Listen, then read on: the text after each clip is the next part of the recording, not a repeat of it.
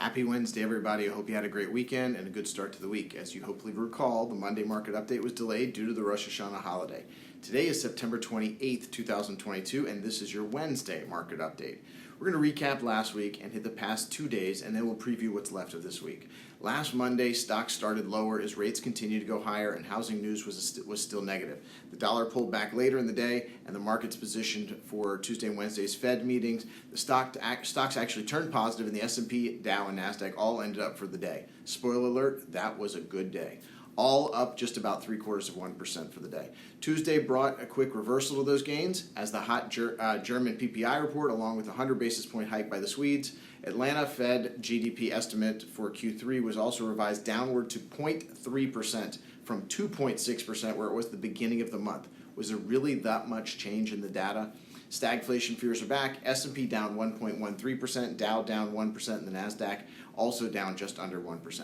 As the Fed decision and press conference came into focus Wednesday, brought more volatility to the party. Stocks were up a bit going into the release, then whipped around, knee-jerk sell-off followed by a rip-back rally. The meeting statement and dot plot indicated pain, a word stated again by Powell in the press conference, along with a new high in the terminal rate. That's the newest vocabulary word we need to know. That is the rate that the Fed thinks they're headed to. On the upside, the stocks finally settled on the negative side, selling off to multi-month lows. All three indices down about 1.7%. Recall we spoke about this last week. All down 1.7%. It reeks of the algos controlling the reaction.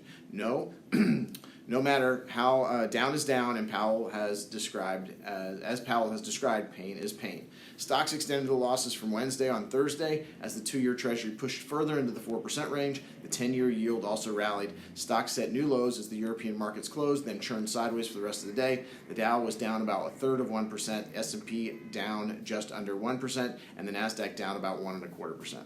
Markets gapped lower on the open on Friday with all kinds of eco news from across the pond. There was not a lot of positive reaction from that news. Global bond yields are still moving up, and that, of course, pressures stock. Quick note, just to clarify this, the TINA trade from last year, that is the there is no alternative trade, that has been replaced. And as 2-year rates, U.S. Treasury rates, are near 4%, there's a growing list of alternatives for stocks. So that is your culprit. Stocks did test June lows, but a late bond yield pullback allowed a rally into the weekend. S&P recovered almost 50 points into the final hour, but that still left all the indices down about 1.75% on the day. Again, all three of them within a few tenths of a percent. Algos at work. Usually we'd stop there, but a quick recap of how this week started, then what we have left this week. This Monday, stocks opened slightly lower, reacting to the British pound and the reaction across the pond to fiscal stimulus announced and the inflationary read on that. Exactly what we all know we do not need is inflation pressures. Stocks did make a half-hearted run at Friday's highs early, but then failed to have any staying power. More news from the Bank of England, and the pressure on risk assets was too much. The S&P broke June lows and was down a bit over 1%. Dow down 1.11%, and the NASDAQ down 0.6%. Tuesday, stocks looked like they may provide a rare feat, a positive day. At the open, following one of the Fed head comments about worrying about going too far too fast. That's what I've been talking about. Remember that trial balloon about the new pivot talk. The Dow opened and was up over 1%, S&P up 1.5%, the NASDAQ up over 2%, but as you can imagine, that was short-lived. By noon, all three of those indices had turned negative, as 2 of the 3 closed negative. Dow was down 0.43%, S&P down 0.21%, and the NASDAQ was slightly positive, up 0.25% to break a long losing streak for the NASDAQ. These moves do leave the Dow down 21.2% from the high, S&P down 24.3% from the high, and NASDAQ down 33% since the high it hit last November. So what else is left this week? Remember, Fed heads are out. So far this week, we've heard from Collins, Bostic, Logan, Mester, Evans. He was the one with the worried about going too far comment. Also, Powell, Bullard, and Daly. Going into the back half of the week, we're still going to get more Bostic, Bullard, Evans, Mester, Daly, Brainerd, Bauman, Barkin, and Williams. Remember, watch for them to test the waters with their comments.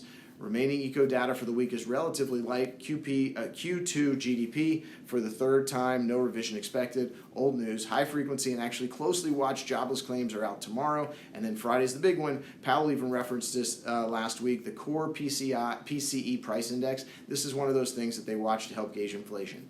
Note, yesterday it was reported that rents may be coming off their highs. Remember, we've spoken about this, housing and rent, as they call it, shelter. This is over 40% of the CPI. Are we at peak inflation? Is the pivot coming? We'll just have to see. A lot left to happen this week. Come back on Friday for another installment in the multi-part planning series. Until then, have a great rest of your week.